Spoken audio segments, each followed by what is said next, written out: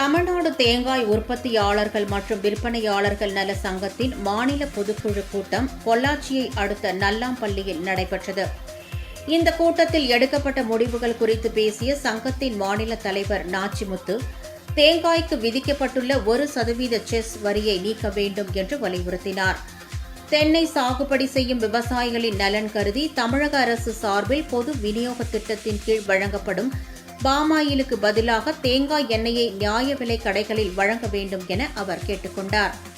கொப்பரை கொள்முதல் விலை தற்போது குறைந்தபட்ச ஆதார விலையாக கிலோவிற்கு 120 ரூபாய் நிர்ணயம் செய்து மத்திய அரசு வழங்கி வருவதாகவும், இது எந்த வகையிலும் விவசாயிகளுக்கு கட்டுப்படியாகாது என்பதால் கிலோவுக்கு 200 ரூபாய் உயர்த்தி வழங்க வேண்டும் என்று அவர் வேண்டுகோள் விடுத்தார்.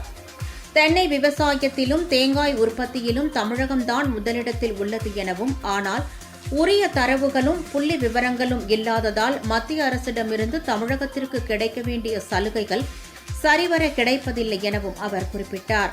எனவே தமிழக அரசு வருவாய்த்துறை மூலம் கணக்கெடுப்பு நடத்தி தென்னை சாகுபடி பரப்பளவை புள்ளி விவரங்களுடன் மத்திய அரசிற்கு வழங்க நடவடிக்கை எடுக்க வேண்டும் என்றும் அவர் வலியுறுத்தினார்.